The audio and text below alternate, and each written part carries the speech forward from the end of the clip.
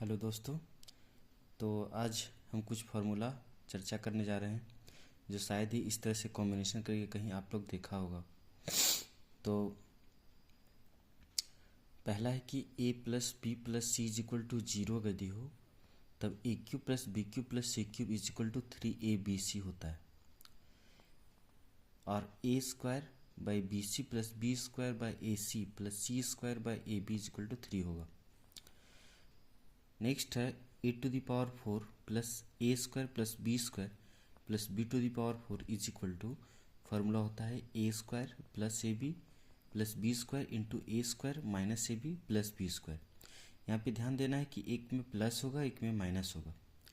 अब कुछ tricky formula है, जैसे ये अलजेब्रा का है, जैसे x plus one by x is equal to 2 तो x इज इक्वल टू 1 होगा। उसी तरह से x plus one by x is equal to -2 तो x इज इक्वल टू -1 होगा।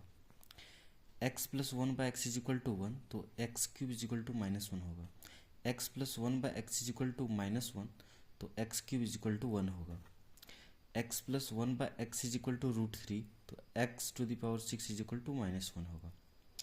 अब रिमाइंडर थ्योरम पढ़ते हैं जिसको शेषफल प्रमेय बोलते हैं। यदि किसी व्यंजक जैसे f(x) का एक गुणनखंड x माइनस a है तो व्यंजक को x माइनस a भाग देने पर शेषफल fa होगा, अर्थात व्यंजक में x इज इक्वल टू 0 रखेंगे। जैसे f(x) इज इक्वल टू जैसे दिया हुआ x cube plus 5x square minus 3x plus 8 का एक गुणनखंड x माइनस 3 है, तो विभाजन में शेषफल क्या होगा? तो व्यंजक में x ये जो है गुणनखंड उसको 0 के बराबर कर देंगे तो -3 राइट साइड जाएगा तो प्लस हो जाएगा, means x is equal to 3। तो वही x इज इक्वल टू 3 रखने पर f3 इज इक्वल टू 3 का क्यूब प्लस 5 इंटू 3 का स्क्वायर माइनस 3 इंटू 3 प्लस 8, इसमें ये इक्वेशन में बैठा दिए तो इसका आंसर 71 हो गया। ठीक है, तो रिमाइंडर 71 बचेगा जब डिवाइड करेंगे तो। अब इम्पॉर्टेंट फैक्ट्स, n कोई प्रकृत संख्या है तब प्रकृत संख्या जो 1 से स्टार्ट होता है, पूर्ण संख्या 0 से स्टार्ट होता है, ये तो पता ही है। तो x to the power n minus a to the power n का x माइनस ए एक गुणनखंड होगा। उसी तरह से x पर पावर n प्लस a पर पावर n का x प्लस a एक गुणनखंड होगा, जबकि n एक विषम संख्या होना चाहिए। और x to the power n minus y to the power n का x प्लस a एक गुणनखंड होगा, जबकि n एक सम संख्या होना चाहिए।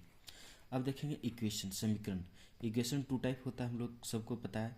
एक लीनियर इक्वेशन, पहला रेखीय समीकरण, दूसरा है क्वाड्रेटिक इक्वेशन, द्विघात समीकरण जिसको बोलते हैं। लीनियर इक्वेशन किस फॉर्म में होगा? इस टाइप से होगा, a1x plus b1y plus c1 is equal to 0, या फिर a2x plus b2y plus c2 is equal to 0। तो उसमें 3 कंडीशन होता है, ये पता ही है। जैसे a1 बटा a2 not equal then b1 बटा b2, तो समीकरण का एक यूनिक हल होगा, मतलब एक इक्वेशन इसका एक पॉइंट निकलेगा। दूसरा है a1 by b1 is equal to a2 by b2 is equal to c1 by c2, तो समीकरण के अनंत इन्फिनिटी या अनेक हल होंगे।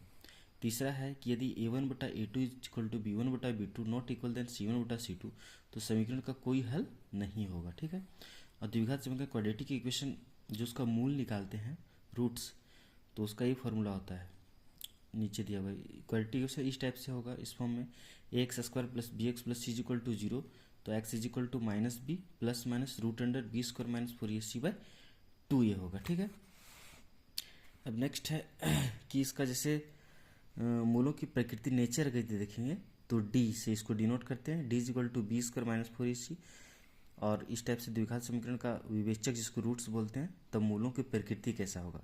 अगर यदि d इज इक्वल टू 0 हो तो मूल वास्तविक एवं समान होंगे, तब प्रत्येक मूल माइनस बी बाई 2a के फॉर्म में होगा। और d इज ग्रेटर देन 0 तो वास्तविक और असमान मतलब अलग अलग होंगे, और d इज लेस देन 0 तो मूल काल्पनिक होंगे।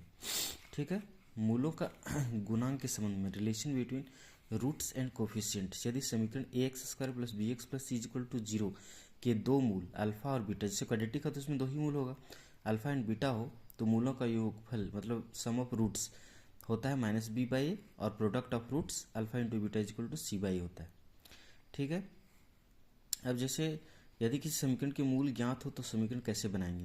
यदि समीकरण के मूल अल्फा व बीटा हो तो समीकरण होता है एक्स स्क्वायर माइनस मूलों का योग इंटू एक्स प्लस मूलों का गुणनफल इज इक्वल टू 0। तो उसी तरह से ए एक्स माइनस अल्फा और एक्स माइनस बीटा इंटू में इज इक्वल टू 0।